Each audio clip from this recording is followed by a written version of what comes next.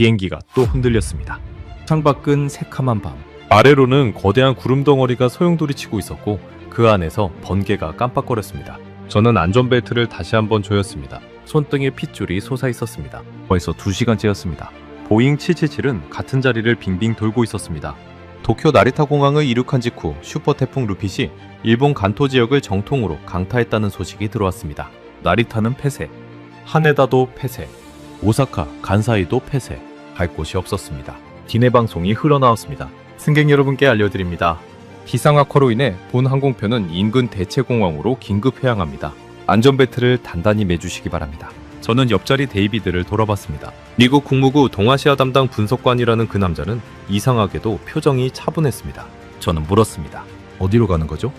데이비드가 짧게 답했습니다. 인천. 한국이요. 한국. 그 두 글자가 귀에 들어오는 순간 저는 가볍게 코웃음을 쳤습니다. 솔직히 말씀드리면 그때 제 머릿속에 떠오른 한국은 새벽 1시까지 학원에 다니는 학생들, 시험 압박에 자살하는 청소년들, 그리고 김치였습니다. 그게 바였습니다. 제가 인솔하고 있던 학생 17명, 미국 매사추세츠주 보스턴 나팅스쿨, 1635년에 설립된 미국 최초의 공립학교, 하버드 진학자를 가장 많이 배출하는 명문고. 저는 그 학교의 사회과 학과장 12년차 교사 마이클 도어티였습니다. 저는 그때 알지 못했습니다. 앞으로 48시간 동안 제가 12년간 학생들에게 가르쳐온 모든 자부심이 단 한 끼의 학교 점심으로 산산조각 날 것이라는 사실을, 그리고 제 학생들 중 한 명이 한국의 작은 학교 급식실에서 시판을 들고 울게 될 것이라는 사실을 말입니다. 왜 미국 최고 명문고 학생들은 한국 학교 급식실에서 눈물을 흘렸을까요? 왜 미국 국무부 분석관은 워싱턴으로 돌아가 보고서에 이런 한 줄을 적었을까요? 우리가 알던 한국은 더 이상 존재하지 않는다. 그리고 왜 저는 12년간 자랑스럽게 가르쳐온 미국 공교육을 부정하는 보고서를 직접 작성하게 되었을까요? 끝까지 보시면 그 이유를 모두 아실 수 있습니다. 영상 시작 전 구독과 좋아요로 대한민국의 미래를 응원해주세요. 비행기가 또 한 번 크게 흔들렸습니다. 저는 좌석 손잡이를 꽉 쥐었습니다. 손끝이 하얗게 변할 만큼이요. 옆자리 데이비드는 여전히 차분한 얼굴로 태블릿을 들여다보고 있었습니다. 저는 그 모습이 묘하게 거슬렸습니다. 제 이름은 마이클 도어티, 47살, 미국 매사추세츠주 보스턴 라틴스쿨의 사회과 학과장입니다. 올해로 교직 12년 차, 하버드 교육대학원 석사, 미국 교원노조 보스턴 지부 부의장을 2번 지냈고 매사추세츠주 교육정책 자문도 2번 했습니다. 제가 가르치는 학교에 대해 잠깐 말씀드리고 싶습니다. 보스턴 라틴스쿨은 1635년에 설립됐습니다. 미국이 독립하기 141년 전이죠. 미국에서 가장 오래된 공립학교입니다. 하버드 대학교보다 1년 먼저 세워졌습니다. 졸업생 중에는 미국 독립선언서에 서명한 인물이 5명. 그 유명한 벤저민 프랭클린도 이 학교 출신입니다. 매년 하버드, MIT, 예일의 학생들을 가장 많이 보내는 공립고 중 하나죠. 저는 이 학교에 대한 자부심이 컸습니다. 정말로요? 미국 공교육의 자존심. 가난한 집 아이도 부잣집 아이도 똑같이 시험만 잘 보면 들어올 수 있는 학교. 능력주의의 상징. 저는 그렇게 믿었습니다. 그런데 말입니다. 그 자부심 안에는 작은 가시들이 박혀 있었습니다. 저는 그 가시들을 누구보다 잘 알고 있었습니다. 작년 겨울이었습니다. 제 반에 대릭이라는 아이가 있었습니다. 흑인 학생이었고 어머니가 식당에서 일하셨죠. 어느 날 점심시간에 그 아이가 없는 거예요. 저는 복도에서 그 아이를 찾았습니다. 화장실 옆 계단에 혼자 앉아있더군요. 손에는 아무것도 없었습니다. 대릭, 점심 안 먹어? 아이가 고개를 숙였습니다. 선생님, 저 오늘 돈이 없어요. 저는 그 아이의 점심값 3달러 50센트를 대신 대줬습니다. 그런데 식당으로 데려갔더니 이미 점심시간이 거의 끝나 있었습니다. 미국 공립고의 점심시간은 평균 22분입니다. 일부 학교는 18분이에요. 학생들이 줄을 서고 카드를 찍고 음식을 받고 자리에 앉아서 먹고 시판을 반납하기까지 18분 안에 다 해야 합니다. 대릭은 우유 한 팩과 빵을 받았습니다. 그리고 종이 울렸습니다. 우유와 빵을 손에 든 채로 다음 수업 교실로 뛰어가야 했죠. 저는 그날 밤 잠이 잘 오지 않았습니다. 그런데 다음날 또 일상이 시작됐습니다. 학교 1층 로비에는 패스트푸드 체인 한 곳이 입점해 있습니다. 햄버거를 파는 곳이죠. 학생들이 줄을 서서 사 먹습니다. 우리 학교만 그런 게 아닙니다. 미국 공립고 상당수가 그렇습니다. 학교 안에 패스트푸드가 들어와 있어요. 학생들이 점심값을 들고 햄버거와 감자튀김을 사 먹습니다. 미국 청소년 비만율은 19.7%. 그러니까 5명 중 1명이 비만이라는 얘기입니다. 이게 미국 공교육의 현실입니다. 저는 그 안에서 일하는 사람이었고요. 그날, 그러니까 도쿄 나리타 공항에서 보스턴으로 가는 비행기를 타기 전 저는 학생 17명을 데리고 일본 수학여행을 마친 참이었습니다. 우리 학교는 매년 일본으로 수학여행을 갑니다. 2주일 동안 도쿄, 교토, 오사카를 돌면서 일본 명문고와 교류하고 옵니다. 이번 여행에서 저는 학생들에게 이런 말을 자주 했습니다. 얘들아, 일본 학생들이 얼마나 빡빡하게 사는지 봐라. 새벽 1시까지 학원 다니고 입시 압박이 어마어마하잖아. 너희가 미국에서 얼마나 자유롭게 공부하는지 새삼 느껴지지 않니? 학생들은 고개를 끄덕였습니다. 에밀리 캇 우리 학년 수석. 키가 작고 눈이 큰 차분한 여자아이였죠. 그 아이가 살짝 웃으며 답했습니다. 네, 선생님. 미국이 그래도 살만한 것 같아요. 제임스 밥. 한국계 미국인 2세였습니다. 부모님이 한국 출신이지만 본인은 한국어를 거의 못했죠.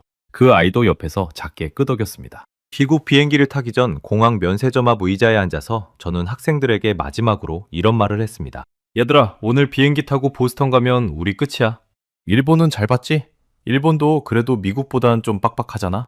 너희들 다음 학기 한국 비교 수업 있는데 한국은 더 살벌해. 시험 압박이 어마어마하다는 거 알지? 청소년 자살률, 경제협력개발기구 1위 나라야. 한국 안 가본 게 다행이라고 생각해. 학생들이 웃었습니다. 제임스도 어색하게 웃었습니다. 한국이 자기 부모님 나라인데도 그 아이는 한국에 대해 별로 아는 게 없었습니다. 부모님이 한국 얘기를 거의 안 하셨거든요. 부모님은 미국에서 세탁소를 운영하셨고 자식을 미국 명문고에 보내는 것이 인생의 목표였습니다. 비행기에 올랐습니다. 대한항공 보잉 777 보스턴 직항편 저녁 7시 반 출발. 미국 동부 시간으로 다음날 아침 도착 예정. 저는 비즈니스석을 받았고 학생들은 일반석에 흩어져 앉았습니다. 옆자리에는 처음 보는 미국인 남자가 앉았습니다. 40대 초반쯤. 잘 다린 와이셔츠에 노트북 가방. 한눈에 봐도 공무원 분위기였습니다. 이륙 후 1시간쯤 지났을 때 그가 자기소개를 했습니다. 데이빗 첸입니다. 국무부에서 일해요. 동아시아 분석관이죠. 저는 살짝 흥미를 느꼈습니다. 동아시아라면? 일본? 중국? 데이비드가 미소를 지었습니다. 한국요? 주로 한국이요. 저는 별 생각 없이 말했습니다. 아, 그 입시 지옥나라? 거기 한국 학생들 진짜 힘들지 않아요? 새벽까지 공부하고? 데이비드는 잠시 저를 쳐다봤습니다. 그러더니 옅게 웃었습니다. 그게 한국의 한 면이긴 하죠. 뭔가 묘한 답이었습니다. 동의도 부정도 아닌. 저는 그 미소가 좀 거슬렸지만 별로 신경 쓰지 않았습니다. 비행기는 순항 중이었고 저는 와인 한 잔을 받아 마시고 잠들 준비를 하고 있었으니까요. 그런데 이륙 2시간쯤 지났을 때부터 비행기가 흔들리기 시작했습니다. 처음에는 가벼운 진동이었습니다. 안전벨트 표시등이 켜졌고 승무원들이 자리에 앉으라고 안내했습니다. 저는 큰 신경을 쓰지 않았습니다. 비행기는 원래 흔들리니까요. 그런데 10분쯤 지나자 흔들림이 점점 심해졌습니다. 비행기가 위아래로 출렁였습니다. 한 번은 좌석에서 엉덩이가 떴다 다시 떨어질 정도였습니다. 옆에서 데이비드도 노트북을 닫고 안전벨트를 한 번 더 확인했습니다. 기내 방송이 흘러나왔습니다. 승객 여러분, 기상 악화로 인해 비행기가 잠시 우회 비행 중입니다. 안전벨트를 단단히 매주시기 바랍니다. 이때부터 분위기가 달라지기 시작했습니다. 창밖을 보니 번개가 번쩍거렸습니다. 한 번이 아니라 연달아서요. 마치 카메라 플래시가 터지듯이 구름 속에서 빛이 깜빡거렸습니다. 저는 그제야 휴대전화를 꺼내 기상 정보를 확인했습니다. 슈퍼태풍 루핏, 일본 간토 지역 정통으로 강타, 풍속 초당 52m.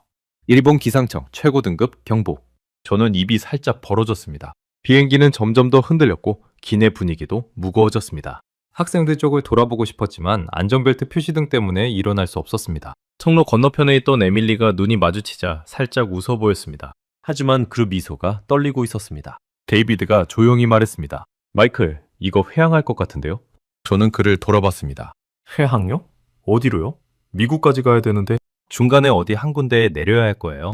연료도 한계가 있고 태풍이 동쪽으로 빠지고 있으니까 일본 안에서는 못 내리고. 저는 잠시 생각했습니다. 일본 동쪽이라면 태평양 아니면 김해 방송이 다시 흘러나왔습니다. 이번에는 좀 더 길었습니다. 승객 여러분, 본 항공편 K2125편은 기상 악화로 인해 대체공항으로 회항하게 됐습니다. 도착 예정지는 대한민국 인천국제공항입니다. 도착 예정 시간은 한국 시간으로 오후 10시 40분입니다. 협조해 주셔서 감사합니다. 한국, 인천. 저는 짧게 한숨을 쉬었습니다. 그리고 옆자리 데이비드를 돌아보며 농담처럼 말했습니다. 한국이요? 거기서 우린 뭐합니까? 공항 보안구역에 갇혀서 라면이나 먹다가 다음 비행기 기다리겠네요. 데이비드는 이번에도 그 묘한 미소를 지었습니다. 마이클, 한국공항은 좀 다를 거예요. 저는 그 말이 무슨 뜻인지 몰랐습니다. 솔직히 그때 저는 한국공항이라면 그저 일본보다 조금 못한, 좀 시끄럽고 좀 어수선한 곳일 거라고 막연히 생각했습니다. 한국에 대해 제가 아는 거라곤 김치, 케이팝, 그리고 신문에서 본 입시지옥. 그게 다였으니까요. 비행기는 점점 고도를 낮추고 있었습니다. 창밖으로 빗방울이 사선으로 길게 그어졌습니다. 저 멀리 도시의 불빛이 보이기 시작했습니다. 처음에는 점점이 흩어진 작은 빛들이었는데 점점 가까워질수록 그 빛들이 끝없이 펼쳐져 있었습니다. 검은 바다 위로 떠 있는 거대한 불빛의 띠. 저는 살짝 놀랐습니다. 데이비드가 옆에서 말했습니다. 저게 인천이에요. 그리고 그 너머가 서울이고요. 저는 창에 얼굴을 가까이 댔습니다. 도쿄도 컸지만 이건 좀 달랐습니다. 도쿄가 잘정돈된 격자무늬 도시였다면 서울은 산과 강 사이로 끝없이 펼쳐진 빛의 바다였습니다. 저는 입속으로 작게 중얼거렸습니다. 한국이 이렇게 컸나? 데이비드는 그 말을 듣고 가볍게 웃었습니다. 하지만 아무 말도 하지 않았습니다. 비행기가 활주로에 닿았습니다. 부드러웠습니다. 저는 그제야 안도의 한숨을 내쉬었습니다. 학생들 쪽에서 작은 박수 소리가 들렸습니다. 에밀리가 일어나서 저를 향해 손을 흔들었습니다. 괜찮다는 신호였습니다. 비행기가 게이트에 도착하기 위해 천천히 활주로를 미끄러져 갔습니다. 창밖으로 인천공항의 모습이 보이기 시작했습니다. 거대한 유리 건물, 곡선을 그리며 이어진 터미널. 활주로 위에는 항공기 10여 대가 줄을 서서 대기 중이었습니다. 우리만 해양한 게 아니었습니다. 저는 시계를 봤습니다. 한국 시간 밤 10시 42분. 미국 동부 시간으로는 아침 9시 42분. 비행기 문이 열렸습니다. 저는 학생 17명을 인솔해 천천히 일어났습니다. 학생들은 피곤한 얼굴이었지만 다행히 다친 사람은 없었습니다. 우리는 줄을 서서 비행기에서 내렸습니다. 게이트에 발을 디딘 순간 저는 잠깐 멈춰 섰습니다. 뭔가 이상했거든요. 공항 내부가 너무 조용했습니다. 그리고 너무 깨끗했습니다. 그리고 너무 환했습니다. 천장이 높고 바닥이 반들반들했습니다. 그리고 무엇보다 직원들이 우리 비행편 게이트 앞에 일렬로 서 있었습니다. 영어로 적힌 안내판을 들고서요. K125편 승객 여러분 이쪽으로 와주십시오. 저는 데이비드를 돌아봤습니다. 그가 어깨를 한번 으쓱하고 말했습니다. 봐요 마이클. 시작도 안 했어요. 그때 제 머릿속에는 한 가지 생각이 스쳤습니다. 이게 정말 내가 알던 그 한국인가? 안내판을 든 한국인 직원이 우리 쪽으로 다가왔습니다. 20대 후반쯤 되어 보이는 여성이었습니다. 검은 정장에 단정하게 묶은 머리. 경찰에는 한글과 영문이 함께 적혀 있었습니다. 그녀가 저에게 먼저 인사했습니다. 안녕하세요. 인천국제공항 비상대응팀입니다. K2125편 인솔자분이신가요? 영어가 부드럽고 정확했습니다. 미국 동구억양이 살짝 묻어있을 정도로요. 저는 살짝 당황했습니다. 일본에서도 영어를 쓰는 직원들을 만났지만 대부분 어색하고 짧은 영어였습니다. 그런데 이 사람은 마치 미국 대학에서 공부하고 온 것처럼 자연스러웠습니다. 저는 헛기침을 한 번 하고 답했습니다. 네, 보스턴 라틴스쿨 인솔교사 마이클 도어티입니다. 학생 17명입니다. 전원 미성년자이신가요? 네, 15살에서 17살 사이입니다. 직원이 고개를 살짝 끄덕이더니 손에 든 태블릿에 뭔가를 입력했습니다. 그러더니 다시 말했습니다. 확인했습니다. 미성년자 단체 승객의 경우 우선 처리 대상입니다. 임시 휴게실로 안내해드리겠습니다. 저를 따라오시면 됩니다. 저는 시계를 봤습니다. 비행기에서 내린 지 정확히 12분이 지났을 때였습니다. 미국이었다면 우리는 아직 게이트 앞 의자에 앉아서 안내방송만 기다리고 있을 시간이었습니다. 학생들이 줄을 지어 직원을 따라갔습니다. 저는 그 뒤를 따르면서 공항 내부를 천천히 둘러봤습니다. 천장이 높았습니다. 아주 높았습니다. 곡선으로 휘어진 천장 아래로 자연광이 들어오는 듯한 조명이 켜져 있었습니다. 바닥은 대리석처럼 보였는데 한 점의 얼룩도 없었습니다. 복도를 걷다가 저는 한쪽 벽에 설치된 거대한 화면을 봤습니다. 한국의 전통 그림 같은 영상이 흐르고 있었습니다. 산수와 같은 풍경에서 갑자기 도시 야경으로 바뀌고 다시 한복을 입은 사람들이 춤추는 장면으로 넘어갔습니다. 화질이 너무 선명해서 화면이라는 사실을 잠시 잊을 정도였습니다. 옆에서 데이비드가 작게 말했습니다. 인천공항이에요. 12년 연속 세계 최고 공항 1위 한 곳이죠. 저는 그를 돌아봤습니다. 12년 연속요? 한 번도 아니고요? 네. 국제공항협의회 평가에서요. 미국 공항은 거의 못 들어가요. 보스턴 로건도, 뉴욕 JFK도요. 저는 입을 다물었습니다. 잠시 후 우리는 임시 휴게실에 도착했습니다. 그런데 휴게실이라는 말이 어울리지 않았습니다. 거의 작은 호텔 로비 같았습니다. 푹신한 소파가 줄지어 놓여 있었고 한쪽 벽에는 충전기가 종류별로 설치된 콘센트 패널이 있었습니다. 미국식, 유럽식, 한국식 모두요. 학생들이 곧바로 휴대전화를 충전기에 꽂았습니다. 다른 한쪽에는 음료 코너가 있었습니다. 생수, 커피, 차, 그리고 한국 음료 같은 것들이 있었습니다. 안내 직원이 영어로 말했습니다. 필요하신 것은 자유롭게 드시면 됩니다. 모두 무료입니다. 10분 내로 모포와 베개도 가져다 드리겠습니다. 저는 손목 시계를 봤습니다. 비행기에서 내린 지 26분이 지나 있었습니다. 학생들은 이미 자리에 앉아 음료를 마시고 있었고 일부는 충전기에 휴대전화를 연결한 채 가족에게 메시지를 보내고 있었습니다. 에밀리가 저에게 다가와 말했습니다. 선생님, 저 와이파이 비밀번호 받았어요. 다운로드 속도가 초당 1기가비트래요. 우리 학교보다 100배 빨라요. 저는 그 아이의 어깨를 가볍게 두드렸습니다.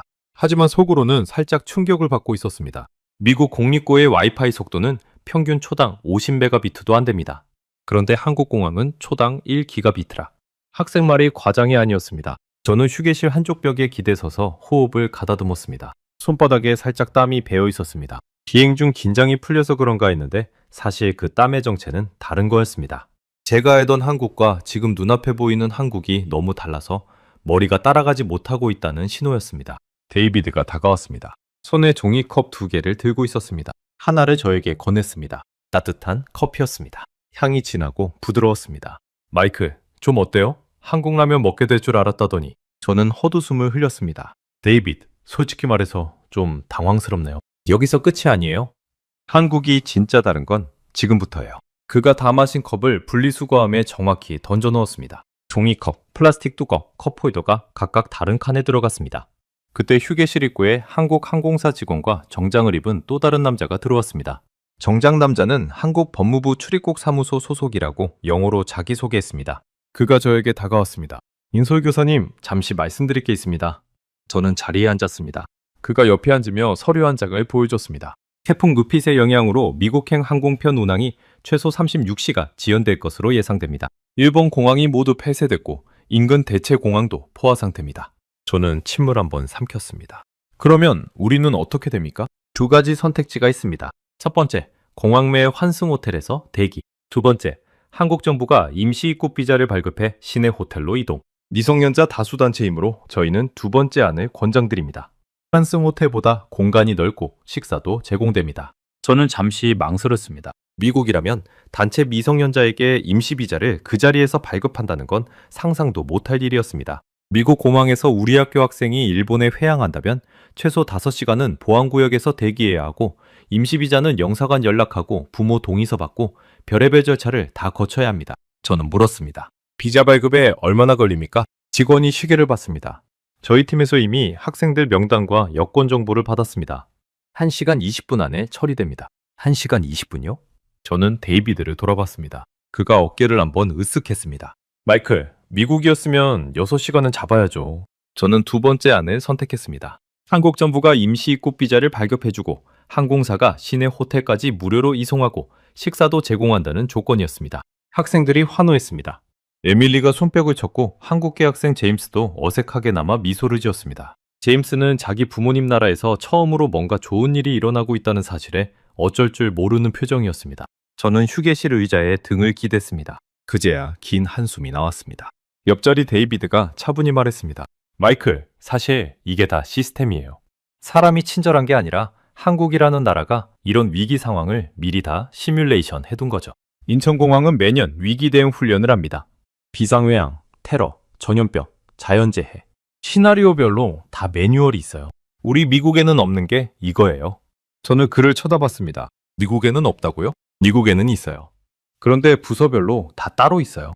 연방항공청 따로, 국토안보부 따로, 세관국경보호국 따로. 위기 상황이 터지면 부서 간 협의에만 2시간 걸려요. 한국은 그게 통합돼 있어요. 그래서 빠른 거예요.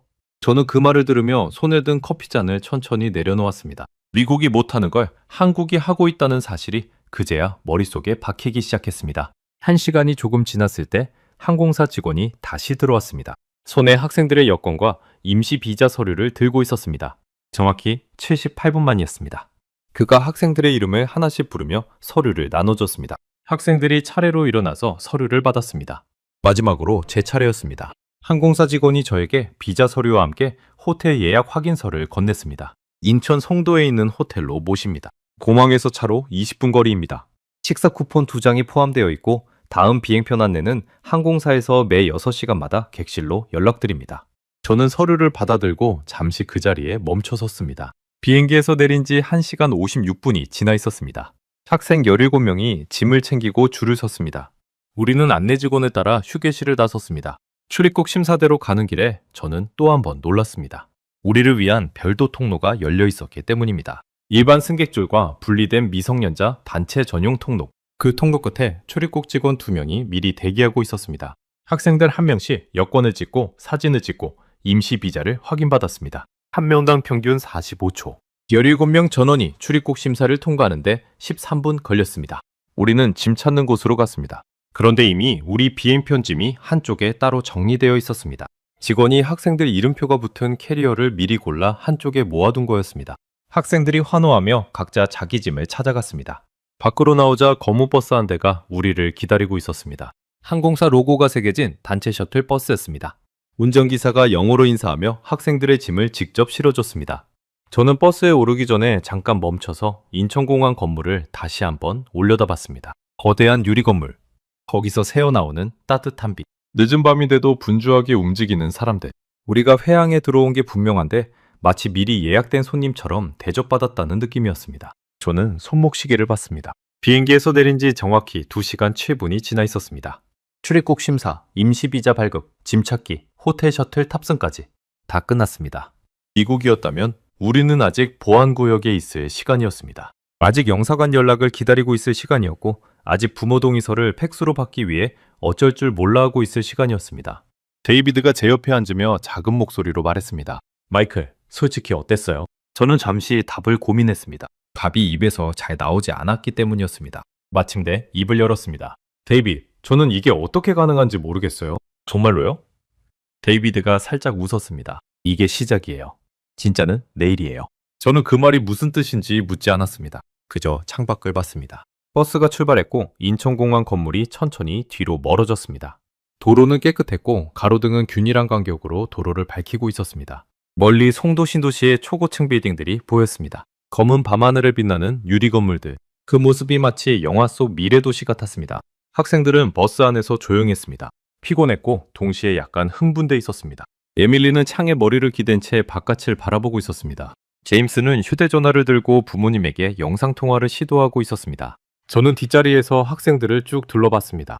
그리고 다시 한번 손바닥을 살짝 비볐습니다. 손바닥에 식어버린 땀의 흔적이 있었습니다. 이게 진짜 한국이라고. 내가 그동안 신문에서 본 그 입시 지옥과 자살률 1위 나라가 맞다고. 정말로.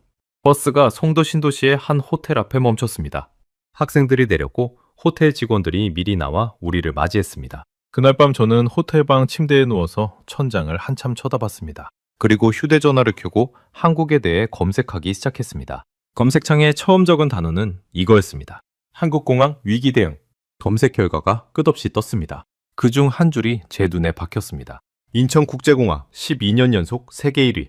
위기 대응 시간 미국 공항 평균의 4분의 1. 저는 휴대전화를 내려놓고 한참 그대로 누워 있었습니다. 그날 밤 잠은 잘 오지 않았습니다. 다음날 아침 저는 일찍 잠에서 깼습니다. 시계를 보니 한국 시간 새벽 6시 반이었습니다. 미국 동부 시간으로는 어제 오후 5시 반. 시차 때문에 몸은 피곤한데 머리는 이상하게 또렷했습니다. 저는 침대에서 일어나 창가로 걸어갔습니다. 두꺼운 커튼을 옆으로 미자 송도 신도시의 아침 풍경이 한눈에 들어왔습니다. 어제 밤에 봤을 때는 그저 빛의 도시 같았는데 햇빛 아래에서 보니 또 다른 모습이었습니다. 거대한 인공호수, 그 둘레를 따라 정돈된 산책로, 자전거 도로가 별도로 그어져 있었고 아침 운동을 하는 사람들이 줄지어 달리고 있었습니다. 호수 너머로는 유리로 된 초고층 빌딩이 줄지어 서 있었습니다. 어림잡아도 50층은 넘어 보이는 건물들, 그리고 그 사이사이로 깔끔한 학교 건물들이 보였습니다. 저는 입을 살짝 벌렸습니다. 보스턴에 이런 도시는 없습니다. 뉴욕 맨해튼은 화려하지만 낡았고 보스턴 다운타운은 역사적이지만 좁고 복잡합니다. 그런데 송도는 마치 누군가가 빈 도화지에 처음부터 미래 도시를 그린 것 같았습니다. 룸도어에서 노크 소리가 났습니다. 학생 한 명이 와 있더군요. 에밀리였습니다. 선생님, 다른 애들도 다 깼어요. 호텔 1층에서 아침 먹자고요? 식사 쿠폰 받았잖아요. 저는 옷을 갈아입고 1층으로 내려갔습니다. 학생 17명이 호텔 식당에 모여 있었고 한쪽 구석에는 데이비드도 보였습니다. 그가 손을 들어 인사하더군요. 그도 같은 호텔에 묵고 있었습니다. 호텔 조식 뷔페는 한식과 양식이 섞여 있었습니다. 학생들은 베이컨과 스크램블드 에그를 주로 가져왔고 몇몇은 호기심에 한국 음식도 접시에 담아왔습니다. 에밀리는 미역국 한 그릇을 떠와서 조심스럽게 한 입 떠먹어 보더군요. 그러더니 눈을 동그랗게 떴습니다. 선생님, 이거 진짜 맛있어요. 제임스는 자기 부모님이 끓여주던 거랑 비슷하다며 거의 두 그릇을 비웠습니다. 어제까지 어색해하던 그 아이가 오늘 아침에는 조금 편안해 보였습니다. 식사가 끝날 무렵 데이비드가 제자리로 다가왔습니다. 마이클, 시간 좀 있어요? 아침 산책 가실래요? 호텔 옆에 좋은 산책로가 있어요. 저는 흔쾌히 동의했습니다. 학생들에게는 호텔방에서 휴식을 취하라고 일렀고 인솔 부책임자인 부담인 교사에게 학생들을 부탁했습니다. 호텔 밖으로 나서자 가을 공기가 신선했습니다. 9월 초인데도 한국의 아침은 제법 선선했습니다. 우리는 호수 둘레의 산책로를 따라 천천히 걸었습니다. 데이비드가 먼저 입을 열었습니다. 마이클, 어제 한국에 대해 검색해봤죠? 저는 살짝 놀랐습니다. 어떻게 알았어요? 안 한 사람이 없거든요. 한국에 처음 와서 인천공항을 본 미국인들은 거의 다 그날 밤 검색을 해요. 자기가 본 게 진짜인지 의심하면서 저는 헛웃음을 흘렸습니다. 맞아요. 솔직히 검색했어요. 그런데 너무 많이 떠서 어디서부터 봐야 할지 모르겠더라고요. 데이비드가 고개를 끄덕였습니다. 한국은 한 가지 분야만 잘하는 나라가 아니에요. 그게 사람들을 헷갈리게 해요. 반도체, 조선, 자동차, 가전, 화장품, 콘텐츠, 방위산업까지. 그런데 진짜 무서운 건 그게 아니에요. 진짜 무서운 건 한국이 자기 국민에게 쓰는 사회 시스템이에요. 저는 그 말에 잠깐 멈춰섰습니다. 사회 시스템이요? 네. 교육, 의료, 교통, 안전. 이런 거요. 한국 국민들은 자기들이 얼마나 좋은 시스템을 갖고 있는지 잘 몰라요. 너무 당연하게 여기니까요. 그런데 외국인이 한국에 와서 그 시스템을 처음 보면 충격받아요. 저는 입을 다물었습니다. 어제 인천공항에서 받은 충격이 아직 머리에 남아있었기 때문입니다. 산책로를 따라 좀 더 걸어가자 호수 건너편으로 깔끔한 학교 건물이 보였습니다. 유리와 석재로 마감된 4층 건물. 운동장이 넓고 그 옆에 농구 코트와 잔디 축구장이 있었습니다. 건물 정문에는 한국어와 영어로 학교 이름이 새겨져 있었습니다. 송도국제고등학교. 데이비드가 그 학교를 가리키며 말했습니다. 마이클, 저기 학교 보여요? 한국 공립고예요. 영어로도 수업하고 국제 교류 프로그램이 강한 곳이죠. 마침 지금 학기 중이라 학생들이 있을 거예요. 저는 그 학교를 한참 바라봤습니다. 솔직히 보스턴 라틴스쿨보다 건물이 더 좋아 보였습니다. 보스턴 라틴스쿨은 1635년에 지어진 학교라 건물 자체는 낡았습니다. 물론 그 역사가 자부심이긴 하지만 시설로 따지면 한국의 이 새 학교가 훨씬 앞서 있었습니다. 데이비드가 슬쩍 농담처럼 말했습니다. 한국 학교 한번 들어가 볼래요? 미국 교육 전문가시잖아요. 일본 학교는 봤으니까 한국 학교도 비교해 보는 게 어때요? 학생들에게도 좋은 경험이 될 텐데. 저는 잠시 망설였습니다. 외국인이 갑자기 한국 학교에 들어간다는 게 가능할까? 하지만 동시에 호기심이 올라왔습니다. 한국 학교가 진짜 어떤지 직접 보고 싶었습니다. 가능할까요? 한국교육청은 외국 교육자 방문에 굉장히 열린 편이에요. 제가 국무부 신분증 보여주고 잠깐 양해 구해 볼게요. 미국 인솔단체가 회항해서 한국에 있게 됐다고 학생들과 함께 잠깐 들어가서 보고 싶다고 하면 환영해 줄 거예요. 데이비드가 휴대전화를 꺼냈습니다. 그가 누군가에게 한국어로 전화를 걸었습니다. 영어로 시작했다가 중간에 자연스럽게 한국어로 넘어갔습니다. 저는 그가 한국어를 그렇게 잘하는 줄 처음 알았습니다. 통화가 끝나고 그가 미소를 지었습니다. 오늘 점심시간에 맞춰서 가면 환영한대요. 교장 선생님과 영양교사가 직접 안내해 주신다고요? 저는 살짝 놀랐습니다. 그렇게 빨리요? 한국이에요, 마이클. 저는 호텔로 돌아가 학생들에게 알렸습니다. 한국 공립고 방문 일정이 갑작스럽게 잡혔다고. 1시간 안에 출발해야 한다고. 학생들이 환호했습니다. 일본 수학여행에서도 학교 방문을 했었는데 이번에는 예정이 없던 한국 학교 방문이라 더 흥미로워 보였습니다. 11시 40분쯤 우리는 호텔에서 셔틀버스를 타고 송도국제고등학교로 향했습니다. 거리는 차로 12분. 학교 정문에 도착하자 교복을 입은 한국 학생 2명이 우리를 맞이했습니다. 영어 통역, 자원봉사 학생들이라고 했습니다. 한 명은 안경 쓴 남학생, 한 명은 머리를 짧게 자른 여학생이었습니다. 둘 다 영어가 자연스러웠습니다. 여학생이 먼저 인사했습니다. 안녕하세요. 송도국제고 2학년 김지원이에요. 영어 통역 도와드릴 거예요. 그 아이가 우리 학생들에게 한 명씩 악수를 청했습니다. 에밀리가 살짝 어색해하다가 손을 마주잡았습니다. 두 사람은 비슷한 또래였습니다. 저와 데이비드는 교무실로 안내받았습니다. 교장 선생님은 50대 후반쯤 되어 보이는 분이었습니다. 회색 정장에 단정한 머리, 영어가 유창했습니다. 그분은 저에게 명함을 두 손으로 건네셨습니다. 마이클 도어티 선생님, 보스턴 라틴 스쿨이라면 미국에서 가장 오래된 공입고죠. 영광입니다. 저는 살짝 당황했습니다. 한국 교장 선생님이 우리 학교를 알고 계실 거라고는 생각하지 못했기 때문입니다. 저도 영광입니다. 갑작스러운 방문인데 환영해 주셔서 감사합니다. 교장 선생님이 부드럽게 미소 지으셨습니다. 마침 점심시간 10분 전입니다. 학생들에게 한국 학교 급식을 경험시켜드리고 싶은데 괜찮으실까요? 저는 잠시 머뭇거렸습니다. 학생들이 한국 학교 급식을 먹는다는 게 좀 그랬습니다. 우리 학교에 갑자기 외국인 단체 손님이 와서 점심을 같이 먹자고 하면 미국에서는 절대 안 될 일이었기 때문입니다. 식자재 부족, 위생 규정, 보험 문제. 미국이라면 100가지 이유로 거절당했을 일입니다. 저는 조심스럽게 물었습니다. 갑자기 17명 분량을 추가하시기에 부담스럽지 않으세요? 부장 선생님이 잠시 옆에 서 있던 영양교사를 돌아보셨습니다. 40대 중반쯤 되어 보이는 여성이었습니다. 흰 영양사 가운을 입고 계셨고 명찰에는 김선영 영양교사라고 적혀 있었습니다. 김선영 영양교사가 차분하게 말했습니다. 오늘 급식 인원은 1,200명이에요. 거기에 17명 더하는 건 어렵지 않습니다. 저희 식자재 안전재고가 충분해서요. 한국 학교 급식법상 자연재해나 비상 상황에서는 외부 방문객 식사 제공이 가능합니다. 절차상 문제도 없어요. 저는 입이 벌어졌습니다. 미국에서는 절대 그런 법조항이 없습니다. 자연재해 상황에서도 외부인 식사는 무조건 불가입니다. 교장 선생님이 다시 말씀하셨습니다. 한국 학교 급식을 미국 명문고 학생들에게 보여드릴 좋은 기회죠. 저희도 환영합니다. 잠시 후 급식실로 안내해드리겠습니다. 저는 데이비드를 돌아봤습니다. 그가 살짝 윙크하며 말했습니다. 마이클, 한국이에요. 저는 짧게 고개를 끄덕였습니다. 교무실을 나와 복도로 나가자 마침 점심시간을 알리는 벨이 울렸습니다. 교실 문이 차례로 열리고 학생들이 줄을 지어 복도로 나오기 시작했습니다. 그런데 풍경이 이상했습니다. 미국 공립고에서 점심시간 벨이 울리면 학생들은 식당으로 우르르 몰려갑니다. 누가 누구를 밀고 새치기 하고 시끄럽게 떠들고 18분 안에 줄 서서 받고 먹고 자리 정리까지 해야 하니까 거의 전쟁입니다. 그런데 한국 학생들은 달랐습니다. 줄을 서서 한 줄로 천천히 복도를 걸어 내려왔습니다. 옆에서 떠드는 학생도 있었지만 서두르는 학생은 없었습니다. 마치 점심시간이 충분하다는 걸 알고 있는 것처럼요. 저는 옆에 있던 김지원 학생에게 물었습니다. 한국 학교 점심시간은 몇 분이야? 김지원이 자연스럽게 답했습니다. 50분이에요. 50분? 점심 한 끼 먹는데 50분? 네. 먹고 양치하고 친구들이랑 좀 쉬고 그래야 오후 수업 집중되니까요. 저는 입을 다물었습니다. 우리 학교에 22분이 떠올랐습니다. 그리고 일부 미국 학교에 18분이 떠올랐습니다. 대릭이 우유와 빵을 들고 다음 수업으로 뛰어가던 모습이 떠올랐습니다. 우리는 1층 끝에 있는 급식실 입구에 도착했습니다. 김지원이 문을 열어줬습니다. 저는 한 발을 들여놓다가 그대로 멈춰섰습니다. 거대한 공간이었습니다. 천장이 높았고 자연광이 큰 창문으로 쏟아져 들어오고 있었습니다. 식탁이 끝없이 줄지어 있었고 그 사이로 학생들이 차분히 자리를 잡고 있었습니다. 1,200명이 동시에 식사하는 공간인데 시끄럽지 않았습니다.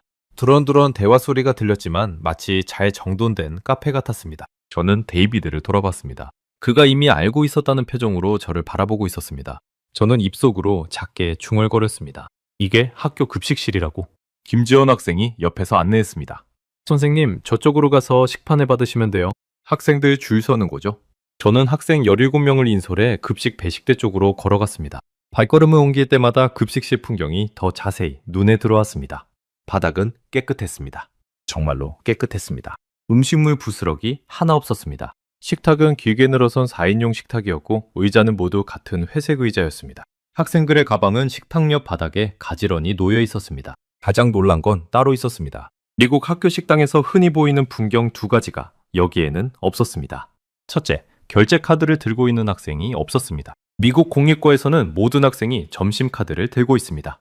카드에 충전된 금액을 차감하는 방식이죠. 카드가 비어있는 학생은 그 자리에서 점심을 못 받습니다. 한국 학생들은 빈손으로 와서 식판만 받고 있었습니다. 둘째, 무상급식 줄이 따로 없었습니다. 미국에서 무상급식 수혜자는 결제카드 색깔이 다릅니다. 봉투에 학생증을 넣어받는 학교도 있고 별도 줄에 서는 학교도 있죠. 그 줄에 서면 그 학생은 가난한 집 아이라는 게 노출됩니다. 그게 미국에서는 늘 논란이었습니다. 그런데 한국 급식실에는 그런 줄이 없었습니다. 모든 학생이 똑같은 한 줄에 서서 똑같이 식판을 받고 있었습니다. 저는 김선영 영양교사 옆으로 다가갔습니다. 그분이 흰 가운에 위생모를 쓰고 배식대 옆에 서서 학생들이 음식 받는 모습을 지켜보고 계셨습니다. 저는 조심스럽게 물었습니다. 선생님, 잠깐 여쭤봐도 될까요? 저 학생들 점심값을 어떻게 내나요? 김선영 영양교사가 저를 돌아보며 잠깐 의아한 표정을 지으셨습니다. 마치 너무 당연한 걸 묻는다는 표정이었습니다. 그러더니 부드럽게 답하셨습니다. 무료예요. 모든 학생이요? 저는 그 말을 듣고 잠시 머릿속이 멈췄습니다. 분명히 들었는데 다시 한번 확인하고 싶었습니다. 무료요? 어떤 학생들이요? 저소득층만요? 김선영 영양교사가 살짝 미소를 지으시고는 천천히 말씀하셨습니다. 아니요. 모든 학생이요? 100%. 한국 초중고는 전부 무상급식이에요. 부모님이 의사든 공장 노동자든 똑같이 무료예요. 신청서도 필요 없어요. 그냥 학교에 등록하면 자동으로 점심이 나와요. 저는 입이 살짝 벌어졌습니다. 100%요? 송도국제고만 그런 게 아니라? 네. 전국 초중고 모든 학생이요. 1,100만 명쯤 돼요. 다 무료예요. 저는 그 자리에서 잠시 말을 잃었습니다. 입안이 천천히 말라가는 게 느껴졌습니다. 손바닥을 한번 펴봤다가 다시 쥐었습니다. 손에는 아무 감각이 없는 것 같았는데 동시에 손끝이 약간 차가워지는 게 느껴졌습니다. 저는 머릿속으로 미국 숫자를 떠올렸습니다. 미국에서 무상급식을 받는 학생은 전체의 약 30%입니다. 가구 소득이 연방 빈곤선의 130% 이하인 가정의 자녀만요.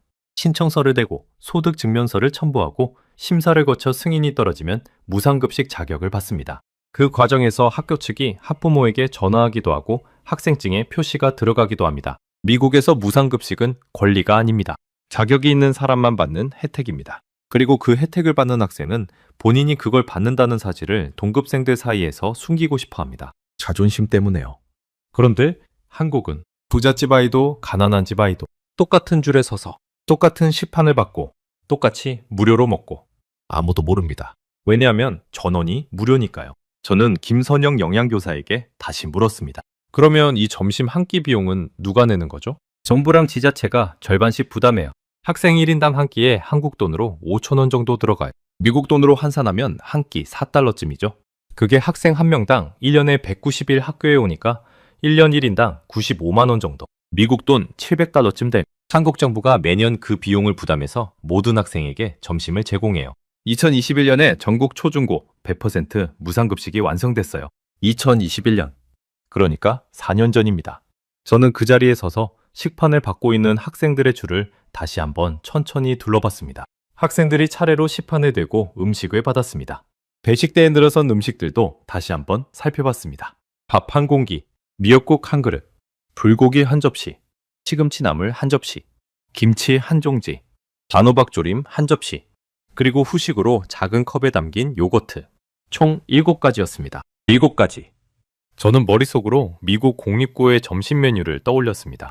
메인 한 가지, 보통 핫도그나 햄버거, 피자, 치킨 너겟, 그리고 사이드 한 가지, 감자튀김이나 옥수수, 그리고 우유 한 팩. 끝입니다. 3가지. 학생들은 그걸 18분 안에 먹어야 합니다. 미국 학교 메인 메뉴는 학교 안에 입점한 패스트푸드 체인에서 제공되는 경우가 많습니다. 우리 보스턴 라틴스쿨도 그렇습니다. 1층 로비에 햄버거 체인이 들어와 있죠. 미국 청소년 비만율이 19.7%인 이유 중 하나입니다. 저는 김선영 영양교사에게 또 물었습니다. 한국 학생들 비만율은 어떻게 돼요? 청소년 비만율이요? 한국 청소년은 약 11%예요. 미국보다 많이 낮아요. 학교 정심이 균형 잡혀 있고 학교 안에 패스트푸드도 없으니까요. 한국 학교 안에서는 패스트푸드 판매가 법으로 금지돼 있어요. 저는 또 한 번 말을 잃었습니다. 법으로 금지돼 있다고. 미국 공립고에서 패스트푸드 입점은 학교 수입원입니다. 학교가 부족한 예산을 메우기 위해 패스트푸드 체인의 자리를 빌려주고 임대료를 받습니다. 학교가 자기 학생들에게 햄버거를 팔게 하는 거죠. 그게 미국 공교육의 현실입니다. 그런데 한국은 학생들 건강을 지키기 위해 학교 안 패스트푸드를 법으로 금지했다고. 저는 학생 17명에게도 시판을 받으라고 손짓했습니다. 우리 학생들이 한국 학생들 사이에 섞여 줄을 섰습니다. 그런데 신기한 광경이 벌어졌습니다. 한국 학생들이 우리 학생들에게 어색하지만 영어로 인사하기 시작한 거죠. 헬로, 웰컴. 그리고 시판 받는 방법을 손짓으로 가르쳐줬습니다. 에밀리가 시판을 받았습니다. 김치는 어색했는지 살짝 적게 받고 불고기는 좀 더 받았습니다. 그 아이가 식판을 들고 자리로 향하는데 저는 그 아이의 얼굴을 봤습니다. 처음에는 그냥 호기심 어린 표정이었습니다. 그런데 자리에 앉아 식판을 내려놓는 순간 그 아이의 표정이 천천히 바뀌었습니다. 식판을 가만히 내려다보는데 손가락이 식판 가장자리를 살짝 만지작거리는 게 보였습니다. 그리고 어깨가 살짝 떨리는 게 보였습니다. 저는 그 아이 옆자리로 가서 앉았습니다. 에밀리, 괜찮아? 에밀리가 고개를 들었습니다. 눈이 빨갛게 충혈돼 있었습니다. 잠시 입을 다물고 있다가 그 아이가 천천히 말을 꺼냈습니다. 선생님, 저요. 미국에서 무상급식 받았었잖아요. 저는 짧게 고개를 끄덕였습니다. 알고 있었습니다. 에밀리의 어머니가 작년에 직장을 잃으셨고 그 이후로 그 아이가 학교에서 무상급식 자격을 받았다는 사실을요. 에밀리가 식판을 내려다보며 말을 이었습니다. 우리 학교는요, 무상급식 받는 애들은 봉투에 학생증 넣어서 받아요. 봉투 색이 달라요. 그래서 카운터에 가면 다 알아요. 다른 애들이 저 뒤에 줄 서 있는데 봉투 색이 다른 거 보이거든요. 처음에는 잘 몰랐는데 점점 알게 됐어요. 애들이 저보고 수군대는 게요. 그 아이의 손이 살짝 떨렸습니다. 저는 침을 한번 삼켰습니다. 그래서 불문 날도 많았어요. 점심시간에 도서관 가서 책 보면서 견뎠어요. 점심값 안 주는 척 하면서요. 엄마한테는 말 못했어요. 엄마가 우는 거 보고 싶지 않아서요. 에밀리가 한번 숨을 깊게 들이쉬었습니다. 근데요, 선생님. 여기는요, 아무도 몰라요. 봉투도 없고 카드도 없고 줄도 똑같고 그냥 시판 받으면 끝이에요. 한국 애들은요, 자기가 무료로 먹는다는 걸 아예 신경도 안 써요. 너무 당연해서요. 부잣집에도 가난한 집에도 똑같이 받으니까요. 저는 그 아이의 어깨에 손을 가만히 얹었습니다. 손바닥에서 그 아이의 어깨가 살짝 떨리는 게 느껴졌습니다. 에밀리가 마지막으로 말했습니다. 선생님, 저 이 식판 평생 못 잊을 것 같아요. 그 아이의 눈에서 눈물이 천천히 흘러내렸습니다. 식판 가장자리에 한 방울 떨어졌습니다. 에밀리는 손등으로 눈물을 쓱 닦고 천천히 젓가락을 들었습니다. 그리고 미역국을 한 입 떠먹었습니다. 저는 그 자리에 그대로 앉아 있었습니다. 입속이 바짝 말랐습니다. 목구멍이 뻑뻑했습니다. 침을 삼키려 했는데 잘 안 넘어갔습니다.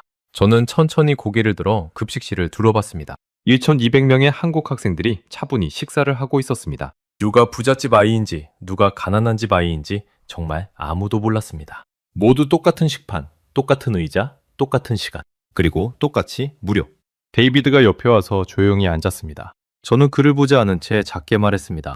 데이비드, 저는요, 12년 동안 우리 학교 학생들에게 미국 공교육이 세계 최고라고 가르쳤어요. 정말로요? 매년 입학식 때 강당에서 말했어요. 여러분은 미국에서 1635년부터 이어진 공교육 전통의 일부가 되는 거다. 자랑스러워해라. 그렇게요. 저는 잠시 말을 끊었다가 다시 이었습니다. 그런데 지금 이 학교 급식실 한 곳을 보고 그 12년이 무너지고 있어요. 정말로요? 데이비드는 아무 말도 하지 않았습니다. 그저 제 옆에 조용히 앉아 있었습니다. 저는 한국 학생들이 식사를 마치고 일어나는 모습을 봤습니다. 학생들이 식판을 들고 잔반 정리대 쪽으로 갔습니다. 거기에는 분리수거함이 5개 늘어서 있었습니다.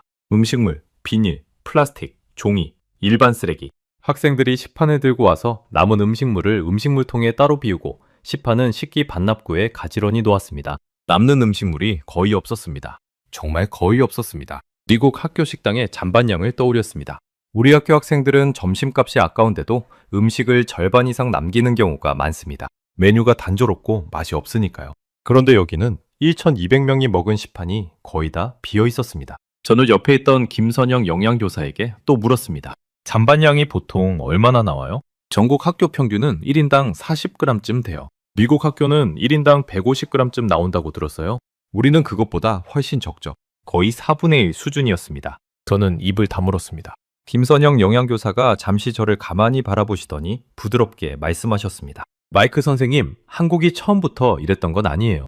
제가 어렸을 때만 해도 도시락 싸다녔어요. 점심값 못 내서 굶는 친구도 많았고요. 한국이 이런 시스템을 만들기까지 30년 걸렸어요.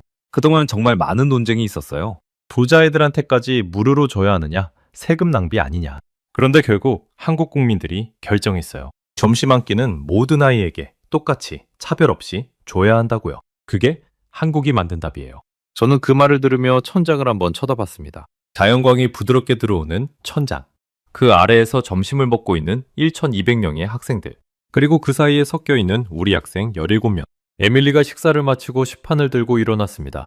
그 아이도 한국 학생들처럼 잔반 정리대로 가서 음식물을 비우고 식판을 가지런히 놓았습니다. 한국 학생 한 명이 그 아이에게 다가가 영어로 말을 걸었습니다. 에밀리가 살짝 웃으며 답했습니다. 두 사람이 손을 한번 마주잡고 같이 식기 반납구를 떠났습니다.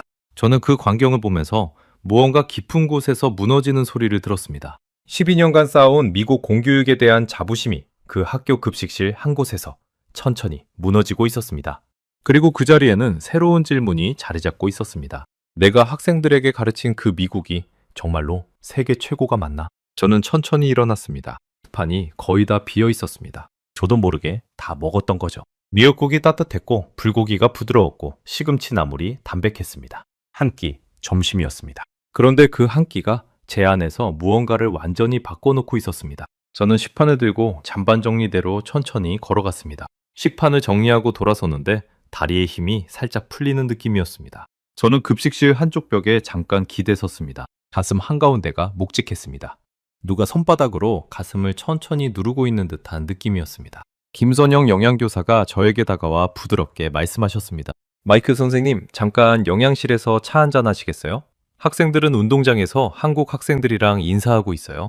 토목 학생이 옆에 있으니까 걱정 안 하셔도 돼요. 저는 고개를 끄덕였습니다. 데이비드와 함께 김선영 영양교사를 따라 급식실 옆에 있는 작은 영양실로 들어갔습니다. 영양실 안에는 작은 책상과 의자, 한쪽 벽에는 한 달치 급식 식단표가 붙어 있었습니다. 식단표를 보니 매일 다른 메뉴였습니다. 한 달 동안 같은 메뉴가 2번 나오는 날이 거의 없었습니다.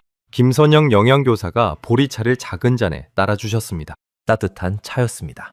저는 잔을 두 손으로 감싸쥐었습니다. 손이 살짝 차가워져 있었거든요. 저는 한 모금 마시고 잠시 천장을 올려다봤습니다. 그러고는 김선영 영양교사를 똑바로 마주봤습니다. 선생님, 저 한 가지 말씀드려도 될까요? 사실은요, 저희 학교에 점심값을 못 내는 학생이 있어요. 작년 겨울에요. 한 아이가 점심시간에 화장실 옆 계단에 혼자 앉아 있었어요. 손에 아무것도 없이요. 김선영 영양교사가 가만히 저를 바라보셨습니다. 저는 말을 이었습니다. 제가 그 아이 점심값 3달러 50센트를 내줬어요.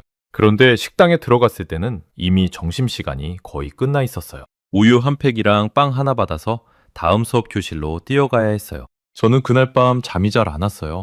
그런데 다음 날도, 그 다음 날도 그 아이는 계속 점심값을 걱정하면서 학교에 왔어요. 그게 미국에서는 그냥 일상이에요. 저는 잔을 내려놓았습니다. 손가락 끝이 살짝 떨리고 있었습니다. 미국에는 런치 쉐이밍이라는 말이 있어요. 학교 식당에서 점심값을 못 낸 학생의 점심을 카운터에서 다시 빼앗아가는 일이요. 다른 학생들 보는 앞에서요. 그런 일이 미국 곳곳에서 벌어져요. 작년에는 어느 주에서 한 초등학생의 점심값 빚이 15달러였는데 그 빚을 못 갚아서 졸업장 발급이 보류된 일도 있었어요. 미국 신문에 실릴 정도로 큰 일이었죠. 그런데 그게 우리나라에서는 흔한 일이에요. 김선영 영양교사가 천천히 말씀하셨습니다. 한국도 옛날에는 점심 못 먹는 아이들이 많았어요. 제가 초등학교 다닐 때만 해도 도시락 못 싸오는 친구들이 학년에 2~3명은 꼭 있었거든요. 그 친구들은 점심시간에 운동장에 나가서 물만 마시고 들어왔어요. 선생님들이 모르는 척 했고요. 학교에서 무료로 점심을 주는 건 상상도 못했죠. 그땐 정부 돈이 부족하다고 했어요. 저는 그 말을 들으며 살짝 놀랐습니다. 한국도 그랬어요? 네, 한국도 그랬어요. 그게 1990년대까지였어요. 그러다 2000년대 들어서 무상급식 논쟁이 시작됐어요. 처음에는 저소득층만 무료로 주자고 했어요. 미국이랑 비슷한 방식이었죠. 그런데 그 방식이 만든 문제가 있었어요. 저소득층 아이들이 나는 무료로 먹는다는 걸 친구들에게 들키기 싫어서 점심은 안 먹기 시작한 거예요. 한국 학교에서도 똑같은 일이 있었어요. 저는 입속으로 작게 신음했습니다. 그래서요? 그래서 그게 사회적 논쟁이 됐어요. 어떤 정치인은 부잣집 애한테까지 왜 세금으로 점심을 주느냐고 했고, 어떤 정치인은 점심 한 끼는 모든 아이의 권리라고 했어요. 한국이 이 논쟁을 10년 동안 했어요. 정말 치열했어요. 신문에도 텔레비전에도 매일 나왔어요. 그러다 결국 한국 사회가 답은 했어요. 점심 한 끼는 차별 없이 모든 아이에게 줘야 한다. 2011년에 서울에서 시작했고 2021년에 전국 100% 무상급식이 완성됐어요. 10년 걸렸어요. 저는 그 말을 듣고 한참 잔을 내려다봤습니다. 10년. 한국이 10년 동안 토론해서 만든 답이 이거였습니다. 누가 부잣집 아이고 누가 가난한 집 아이인지 점심 한 끼 안에서는 구분하지 않는다. 그게 한국이 만든 답이었습니다. 저는 데이비드를 돌아봤습니다. 그가 조용히 듣고 있다가 차분히 말했습니다. 마이클, 한국 국내 총생산은 미국의 4분의 1도 안 돼요. 한국 인구는 미국 인구의 6분의 1이고요. 그런데 한국은 자기 국민에게 이런 시스템을 만들었어요. 미국은 못 만들었죠. 우리가 더 부자인데요. 저는 한참 말이 없었습니다. 손바닥을 펴서 무릎 위에 놓았습니다. 손바닥이 식어 있었습니다. 저는 천천히 입을 열었습니다. 데이비드, 솔직히 말할게요. 저는 그동안 한국이 미국보다 한참 뒤에 있다고 생각했어요. 한국 자동차는 미국 자동차의 모방이고 한국 가전은 일본 가전의 후발주자고 한국 학생들은 미국 학생들보다 시험은 잘 보지만 창의성은 부족하다고. 그게 제가 학생들에게 가르친 한국이었어요. 저는 한번 깊게 숨을 들이쉬었습니다. 그런데 오늘 저는 한국이 미국보다 앞서 있는 걸 봤어요. 그것도 가장 중요한 곳에서요. 아이들을 키우는 방식에서요. 김선영 영양교사가 차분히 말씀하셨습니다. 마이크 선생님, 한국 사람들은 자기들이 좋은 시스템을 갖고 있는지 잘 몰라요. 너무 당연해서요. 저도 이 일을 20년 하면서 가끔 미국이나 유럽에서 온 교육자들이 우리 급식실을 보고 놀라면 그제야 우리가 좀 다르게 살고 있구나 하고 깨달아요. 저는 잔을 두 손으로 잡고 한 모금 더 마셨습니다. 보리차의 따뜻함이 손바닥에서 가슴까지 천천히 전해졌습니다. 영양실 문 너머로 학생들 웃음소리가 들렸습니다. 우리 학생 17명이 송도국제고 학생들과 운동장에서 어울리고 있었습니다. 통역학생 김지원이 가운데 서서 영어와 한국어를 오갔습니다. 에밀리가 한국 여학생들과 함께 농구공을 던지고 있었습니다. 한국 학생이 슛을 성공시키자 에밀리가 박수를 쳤습니다. 제임스는 한국 남학생들과 함께 농구 코트 옆에 서서 어색하게 한국어를 따라하고 있었습니다.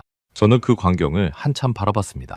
에밀리의 얼굴에 진짜 미소가 있었습니다. 제가 12년간 보스턴 라틴스쿨에서 본 그 아이의 얼굴 중에서 가장 편안한 얼굴이었습니다.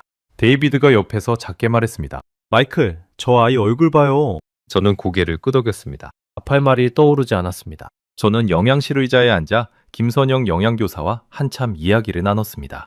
한국 학교 급식 시스템에 대해서요. 식자재 관리, 식단 작성, 영양균형 계산, 위생 관리. 한국 영양교사 한 명이 평균 700명의 학생 식단을 책임진다고 했습니다.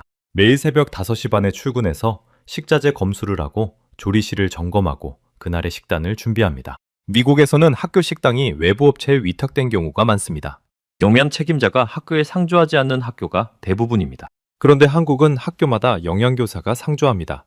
그게 한국 급식 품질이 일정한 이유였습니다. 저는 김선영 영양교사에게 마지막으로 물었습니다. 선생님, 이 일이 힘드시지 않으세요? 매일 새벽에 출근하시고 1,200명 점심을 책임지시고. 김선영 영양교사가 잠시 창밖을 보셨습니다.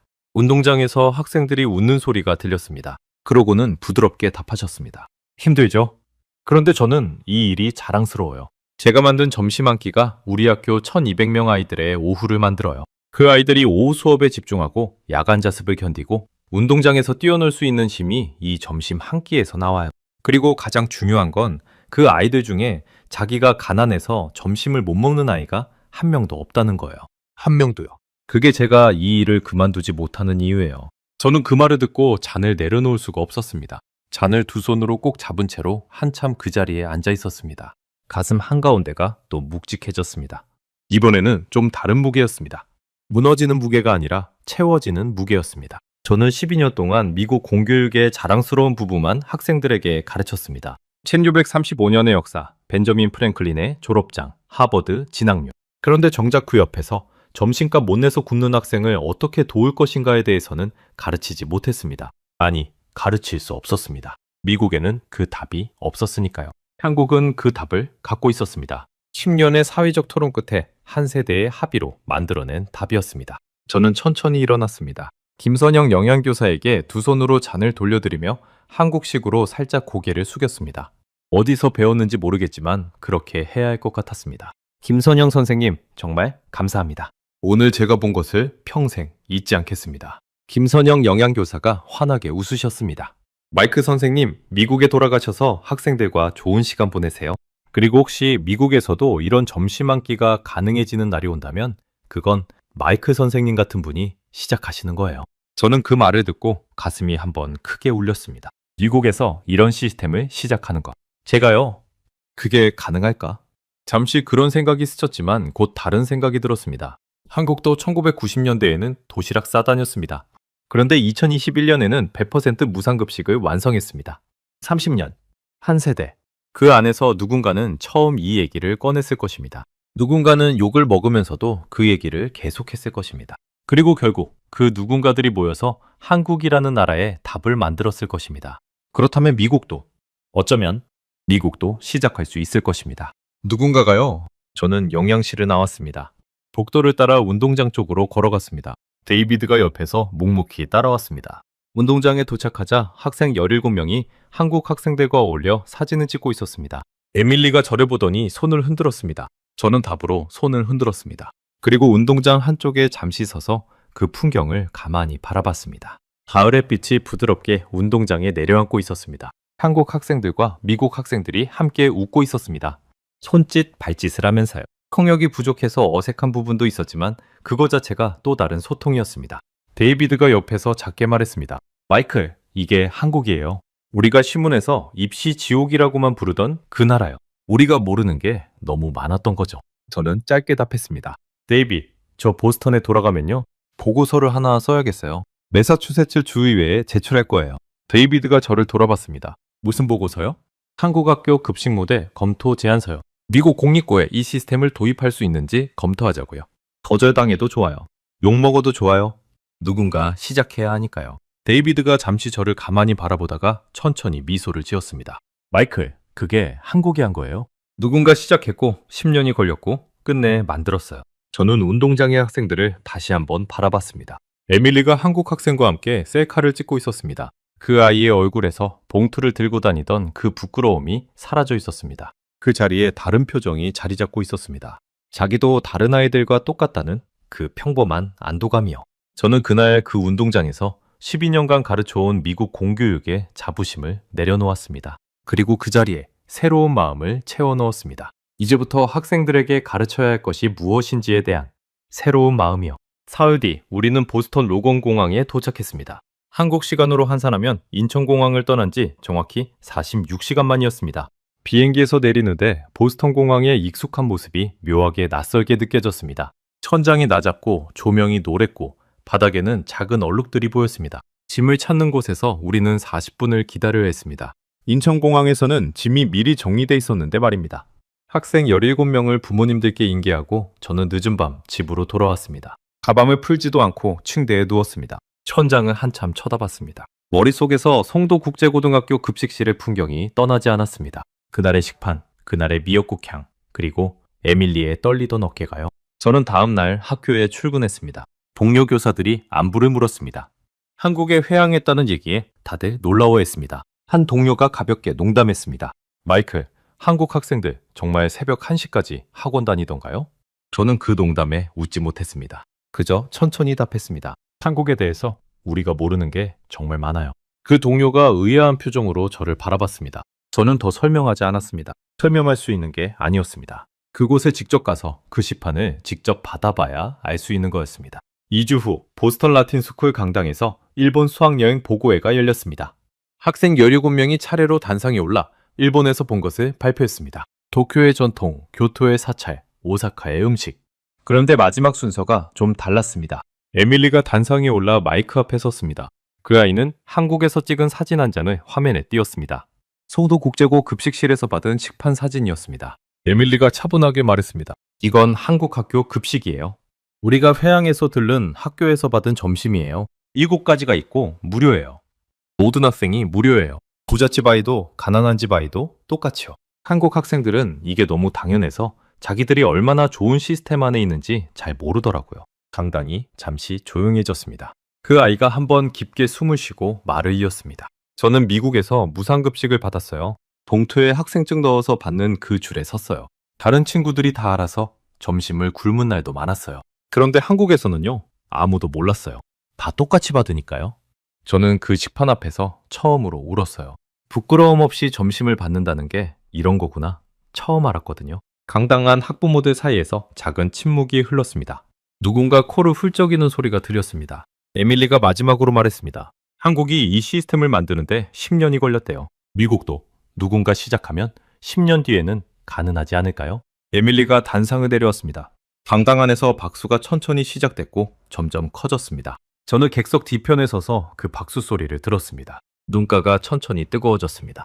그 다음 달 저는 매사추세츠 주의회 교육위원회에 보고서를 제출했습니다. 제목은 한국 학교 급식 모델의 미국 도입 가능성에 관한 검토 제안서였습니다. 40페이지짜리 보고서였습니다. 한국 무상급식 시스템의 역사, 비용 구조, 미국 도입 시 예상 예산, 운영 방식까지 정리했습니다. 솔직히 거절당할 거라고 예상했습니다. 미국에서 학교 무상급식 전면 확대는 늘 예산 문제로 막혔으니까요. 그런데 한 달 뒤 매사추세츠 주의회 교육위원회에서 연락이 왔습니다. 보고서를 검토했다고요? 그리고 다음 회기에 정식 안건으로 올리겠다고요. 매사추세츠주 차원에서 학교 무상급식 단계적 확대 방안을 논의하기 시작했다는 거였습니다. 물론 한 번의 보고서로 미국이 바뀌지는 않을 것입니다. 10년이 걸릴 수도 있고 더 걸릴 수도 있습니다. 그런데 그 시작은 인천공항에 회항한 한 미국 비행기와 송도국제고등학교의 급식실 한 곳에서 시작됐습니다. 그게 제가 한국에서 가져온 것이었습니다. 데이비드 챈 분석관은 워싱턴으로 돌아갔습니다. 한 달 뒤 저에게 짧은 전자우편이 왔습니다. 자기가 국무부 보고서에 한국에 대한 한 줄을 적었다고요. 우리가 알던 1990년대의 한국은 더 이상 존재하지 않는다. 한국은 지금 우리가 미처 따라가지 못하는 영역들을 갖고 있다. 그 한 줄이 워싱턴에서 어떤 변화를 만들지는 모르겠습니다. 그런데 그 한 줄이 적혔다는 사실 자체가 작은 의미였습니다. 한국계 학생 제임스는 그해 겨울 한국 여권을 신청했습니다. 부모님이 한국 출신인데 본인은 그동안 한국에 관심이 없었던 아이입니다. 그 아이가 어느 날 저에게 와서 말했습니다. 선생님, 저 이중국적 신청했어요. 한국 여권 받으려고요. 부모님이 처음에 놀라셨는데 결국 도와주셨어요. 저는 미국 사람이면서도 한국 사람이고 싶어요. 저는 그 아이의 어깨를 두드렸습니다. 에밀리는 그 학년 졸업 후 하버드 대학에 진학했습니다. 그 아이가 입학 에세이에 쓴 주제가 한국 학교 급식실 이야기였습니다. 면접에서도 그 이야기를 했다고 들었습니다. 그 아이는 지금 하버드에서 사회정책을 공부하고 있습니다. 졸업 후에는 미국 학교 급식제도 개혁에 평생 매달리고 싶다고 했습니다. 저는 보스턴 라틴스쿨에서 사회과를 계속 가르치고 있습니다. 그런데 수업 내용이 좀 바뀌었습니다. 매학기 초 학생들에게 한국에 대해 가르치는 시간을 따로 만들었습니다. K-팝이나 김치가 아니라 한국이 자기 국민에게 만들어준 사회 시스템에 대해서요. 학교 급식, 의료보험, 교통 시스템, 위기 대응. 한국이 한 세대 만에 만든 것들에 대해서요. 학생들은 처음에 놀랍니다. 미국이 모든 면에서 세계 최고가 아니라는 사실이에요. 미국이 못하는 걸 한국이 하고 있다는 사실이에요. 그러다 점점 다른 질문을 시작합니다. 선생님, 우리도 만들 수 있을까요? 그 질문이 저는 가장 소중했습니다. 저는 이제 매년 가을 학생들을 데리고 한국으로 수학여행을 갑니다. 작년에 한국행 수학여행을 정식 프로그램으로 만들었습니다. 송도국제고등학교와 자매결연을 맺었고 매년 학생들이 그 학교에서 2주일을 보냅니다. 같은 교복을 빌려 입고 같은 급식실에서 같은 점심을 먹고 같은 운동장에서 함께 뛰어놉니다. 우리 학생들은 거기서 무언가를 보고 돌아옵니다. 그게 무엇인지는 각자 다르게 느낍니다. 그런데 한 가지는 공통됩니다. 다들 미국에 돌아와서 다른 눈으로 자기 학교를 봅니다. 지난 봄 김선영 영양교사가 미국에 오셨습니다. 보스턴 라틴스쿨에 초청 강연을 오신 거였습니다. 전당이 가득 찼습니다. 김선영 영양교사가 한국 학교 급식 시스템에 대해 1시간 동안 강연하셨습니다. 강연이 끝나고 질의응답 시간에 학생들이 손을 들기 시작했습니다. 한 학생이 물었습니다. 선생님, 한국은 어떻게 이걸 만들 수 있었어요? 김선영 영양교사가 부드럽게 답하셨습니다. 한 사람씩 시작했어요. 처음에는 욕도 많이 먹었고 반대도 많았고 그런데 누군가가 계속 얘기했어요. 점심 한 끼는 모든 아이의 권리라고.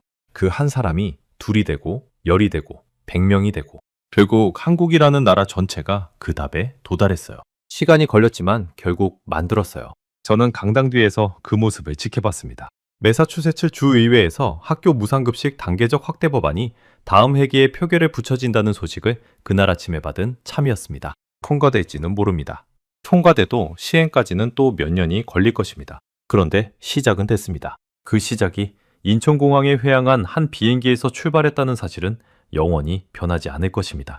저는 가끔 그날 밤을 떠올립니다. 비행기 안에서 옆자리 데이비드에게 가볍게 코웃음 치며 했던 그 말이요. 한국이요? 거기서 우린 뭐합니까? 공항 보안구역에 갇혀서 라면이나 먹다가 다음 비행기 기다리겠네요. 그때 저는 그 비행기가 저를 어디로 데려가는지 전혀 알지 못했습니다. 한국이라는 두 글자가 제 인생을 어떻게 바꿔놓을지도요. 저는 12년간 학생들에게 미국은 자유의 나라다라고 가르쳐왔습니다. 이제 거기에 한 줄을 더해야 합니다. 미국은 자유의 나라입니다. 그런데 어떤 자유는 한국 학교 급식실에서 본 그 자유보다 못할 수도 있습니다. 점심 한 끼를 받기 위해 줄에 서서 부끄러워하지 않을 자유. 자기가 누구 자식인지가 식판에 드러나지 않을 자유. 가난이라는 이유로 굶지 않을 자유. 그 자유는 미국이 아직 자기 아이들에게 주지 못한 자유입니다. 한국이 그 자유를 자기 아이들에게 주는데 30년이 걸렸습니다. 한 세대요. 미국도 시작해야 합니다. 그러지 않으면 다음 세대도 그 다음 세대도 대립 같은 아이들이 점심시간에 화장실 옆 계단에 혼자 앉아 있을 것입니다. 손에 아무것도 없이요. 저는 다음 주에 매사추세츠 주의회 교육위원회 청문회에 출석합니다. 한국 학교 급식 시스템에 대해 증언할 예정입니다. 그 자리에서 저는 인천공항에서 성도국제고등학교까지의 48시간 이야기를 다시 한번 하게 될 것입니다. 그리고 마지막으로 이 말을 할 것입니다. 한국이라는 작은 나라가 자기 아이들에게 만들어준 그 한 끼를 미국도 이제 만들어줘야 할 때입니다. 그 한 끼가 어쩌면 미국 공교육의 다음 100년을 결정할 것입니다. 그리고 그 시작은 태풍 루핏이 일본 열도를 강타하던 그날 밤 한 미국 비행기가 인천공항에 회항하면서 시작됐다는 사실. 그 사실을 저는 평생 잊지 않을 것입니다. 저는 다음 시간에도 전 세계를 놀라게 할 대한민국의 이야기로 다시 찾아뵙겠습니다. 감사합니다.